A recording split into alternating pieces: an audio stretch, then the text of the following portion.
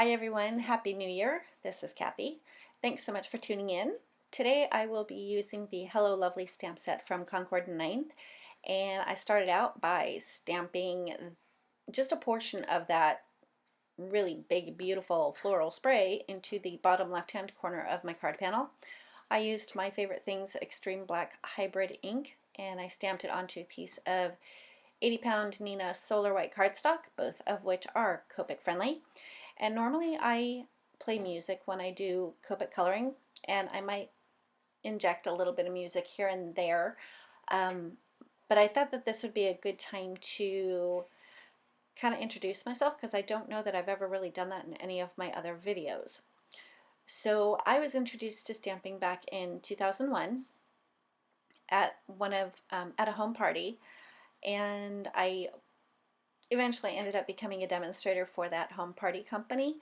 I did that for about 3 years and I really enjoyed it. I loved having the workshops and teaching, especially when you saw that, or when I saw that aha moment on people's faces that they created something. And I really like being able to make my own cards. I really like having that creative outlet. So I was pretty much, hooked on stamping from the very first time that I actually did it at that home party class. And after about 3 years, I decided that I kind of wanted to try something different. So with the support of my husband, I left my job in corporate America, and I resigned as a demonstrator, and I opened my own little stamp store. I was blessed enough to have that store for roughly 7 years. I had both a brick and mortar as well as an online store. And after I closed the brick and mortar, I kept the online store for about a year, but it really wasn't the same because I didn't have that interaction and I wasn't really able to teach. But lucky for me, another paper crafting store opened about a year and a half after I closed my online store, so I was able to teach there. And I did that for a while, and then my husband and I moved halfway across the country from California out to Texas, and we've been in Texas now for 3.5 years. I still, especially after getting my craft room set up after we moved into our house, I really still had that craving to teach. So I kind of looked around town, and there was a store that was close by, and I taught there for a little while. But it's more of a scrapbook store than a stamp store, and I don't really know that we have a population of stampers here where we live. And that is how I came about to start doing YouTube videos, which so far I've really enjoyed, except for the voiceover part. That is something that I really struggle with, but I'm working on that. So that's it, me in a nutshell, how I got started in stamping and how I ended up doing videos on YouTube. And with that, I will go ahead and leave a little bit of music here while I finish up some coloring, except for when I get to one part where I have some tips and tricks for you.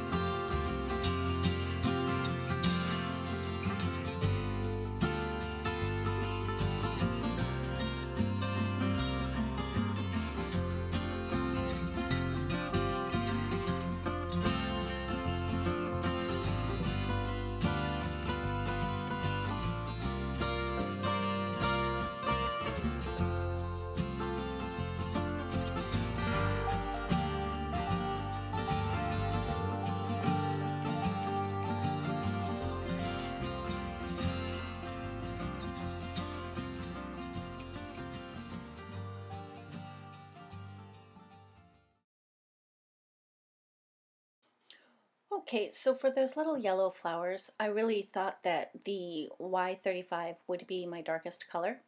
But as I was coloring along, I realized that I really wasn't getting the contrast that I really wanted. So I do end up bringing in a YR24 just to be able to darken up some of the shadows around the petals and definitely around the center of the small yellow flowers. For the tiny, I guess I'm gonna call them daisies. I do not have a green thumb. I can kill a silk plant by looking at it too long. So when it comes to floral terminology, I'm not the best at that. So those small little pointy petal daisy-like flowers, they were so small that really I just did a two-color blend on those. And once I finish those up, I start working on the leaves. And leaves are definitely something that I struggle with, especially when they have the veins drawn down the center. Again, I'm not sure if that's the correct terminology, but that's what I'm going to call them. The veins down the center of the leaves, I tend to hone in on the shape of the leaf. One thing that I kind of had an aha moment on while I was coloring the bigger leaves with all the veins in them, was to stop looking at the shape of the leaf and actually start working or start paying more attention to where the cast shadows would be. So the flowers that are sitting on top of that particular leaf, I kind of focused in on where those shadows would fall. And that's where I started to add my darkest color, or what I thought would be my darkest color. You'll see in a minute here I come in with an even darker color because, again, I wasn't getting that contrast or depth that I really wanted. So hopefully that's a little tip for you there, that if it's turning out that you're having kind of a difficult time coloring a leaf, maybe focus in on where the cast shadows would be first and then go back to just filling in the rest of the leaf with the other colors of markers that you choose. For the smaller leaves, I just decided to pick a side that would be darker, and that made it a lot easier to color those smaller leaves there. And then for the spriggy stem thing with the really tiny leaves, I just used a two-color blend on those as well. Again, because there wasn't, they're just small little pieces, so not a whole lot of blending needed for that. And with that, I'll finish up the coloring with some more music for you.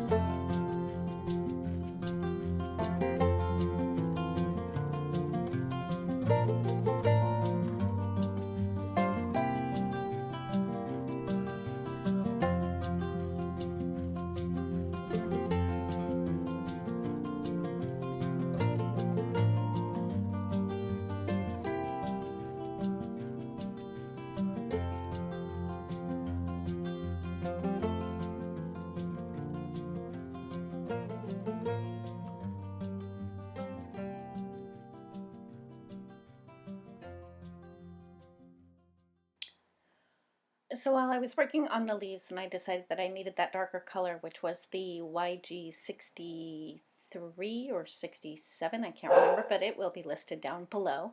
Um, I added in just to darken up the shadows, particularly the cast shadows, and then went back in with the YG 25 to blend that out a little bit, and then came in with the YG 21 to blend even more. I had stepped away from it. I thought I was pretty much done with the coloring, but when I came back, I looked at the purple flower and I thought that it kind of needed to be blended a little bit more and have a little bit more shadow added, particularly under those petals where they fold over. And that is the one thing that I do like about Copics, is that you can come back in and add a little bit more shading or brighten areas up if you need to. I used to be very guilty of throwing stuff away pretty quickly if I didn't like how it was turning out. But I have since learned that sometimes it helps to step away from the project for a bit. I think that by stepping away and coming back and looking at it with fresh eyes, you tend to look at the whole stamped image instead of just the one particular spot that you're currently working on. So if you're coloring an image and it's not turning out quite the way you think you wanted it to, if you step away and come back, you might see it from a different perspective. And then you'll be able to hone in on the areas where you might think it needs to be blended or more shadows or that type of thing there. So I hope that helps you too. After I was done with all of the coloring, I decided to add just a little bit of detail to some of the flower centers, and I just used a white gel pen to do that. Here's a trick that I learned, I believe, yes, it was from Sandy Allnock, because she always has great tips with using white gel pens. Again, I mentioned earlier that I tend to be very, or at least I think I mentioned earlier, I know I've mentioned it in other videos, I tend to be rather heavy-handed, and that is true with colored pencils, markers, and even my white gel pens. And Sandy Allnock had a tip that because it's basically a ballpoint pen, if you're pressing down too hard, the ink can't get past that little ballpoint. So when I do the little highlights here, the little dots, I'm barely touching the tip to the cardstock. And if the ink doesn't seem to be flowing easily, if you just kind of run the ballpoint across your finger, it kind of heats up the ink a little bit and it can flow more easily. So Sandy Allnock, thank you for that little tip, and I'm happy that I'm able to share that here as well.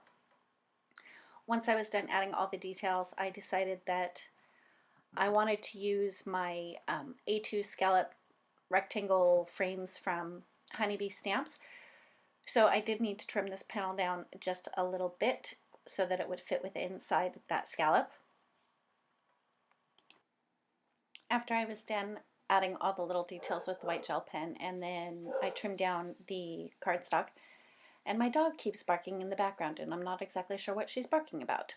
Anyway, I placed my stamped panel into my stamp platform so that I could stamp a sentiment, and for the sentiment I used VersaFine Onyx black ink.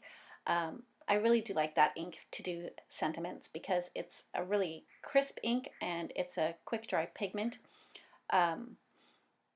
So it picks up all the details, plus these stamps were new and I hadn't seasoned them, and I do find that VersaFine works really well with brand new stamps. After I was done with that, it was just time to put the card together, which was done pretty quick and easily. Just used a tape runner for the stamped panel onto the piece of purple scalloped cardstock, and then used foam tape to adhere that to a top folding white note card. That's it for this card today. I'll be back with a few more videos also using this Hello Lovely stamp set. Thank you so much for tuning in, and we'll see you next time.